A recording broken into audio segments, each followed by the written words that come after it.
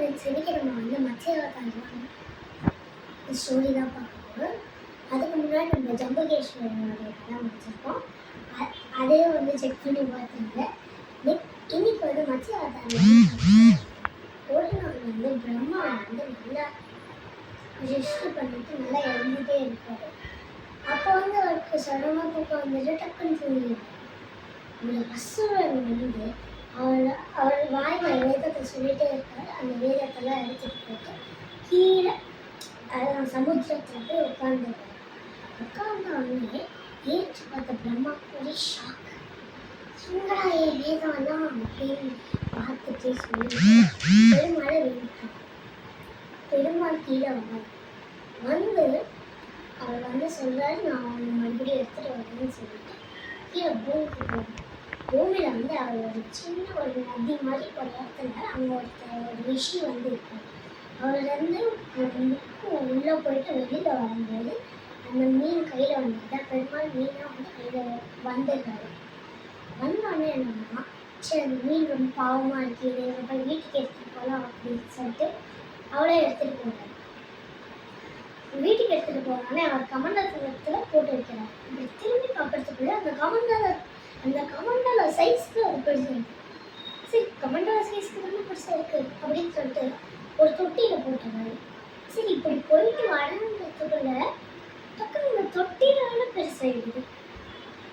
இதில் வந்து இது ஏன் குருவாயிட்டே இருக்குது, சுத்தமாக புரியுறபடி நதி எல்லாத்தையும் போய் பண்ணுறாங்க. லாஸ்ட்டாக அவர் சமுத்திரத்தில் போய் விடுறாங்க. அப்போ தெரிஞ்சிருது அவர் பெருசாகும்போது நாமம் தெரியுது. நாமத்தால் கண்டுபிடிச்சிடுறாரு. இன்னொன்று இதுவும் இருக்குது. ஏன்னா கண்ணு வந்து லோட்டஸாக இருக்குது, சும்மா ரெட்டிஷியாக அவங்களுக்கும் கண்டுபிடிச்சிருக்காரு. ஸோ அவர் வந்து என்ன சொல்கிறாருன்னா, பெருமாள் வந்து இது கொஞ்ச நேரத்தில் பிரளயம் வந்துடும் போது ஒரு 2-3 அதனால் நீ உன்கிட்ட இருக்கிற ஆடு மாடு கோழி கொஞ்சம் எல்லாமே எடுத்துட்டு ஒரு போட்டில் ரெடியாகவே நான் வந்து உங்களை இழுத்துட்டு போகிறேன் அப்படின்னு சொல்கிறேன்.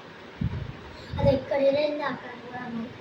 அப்போ வந்து என்ன ஆகுதுன்னா, பிரளயம் ஸ்டார்ட் பண்ண உடனே என்னன்னா, பெருமாள் வராது, கை இல்லை. கை இல்லைன்னா என்ன, சிவன் வந்து என்ன பண்ணுறாருன்னா, நான் உனக்கு ஹெல்ப் பண்ணுறேன்னா அப்படின்னு சொன்ன மாதிரி அவர் கழுத்தில் இருக்கிற அந்த பாம்பை எடுத்து வாசியை எடுத்து விஷ்ணுவுடைய அந்த தலை தான் அந்த குக்கி மாதிரி இருக்கும் அதில் சொல்லி கொடுத்தாரு. சொன்ன உடனே போட்டு ஸ்டார்ட் ஆகிடுது. அப்படியே போய்கிட்டே இருக்கு. போட்டு போனோடனே அக்கறைக்கு வந்துருக்கு. அக்கறைக்கு வந்தோடனே ஆக்சுவலி அவர் வந்து ஃபிஷ்ஷாக கேட் ஃபிஷ்ஷாக இருப்பார். அப்புறம் வந்து வேதம்லாம் எடுத்துகிட்டு வந்தார். அந்த வேதம் இதெல்லாம் வந்து அந்த தனி ஸ்டோரி. மத்ஸ்யாவதாரம்னா இப்போ நான் சொன்னாலுமே நீங்கள் இருக்கு.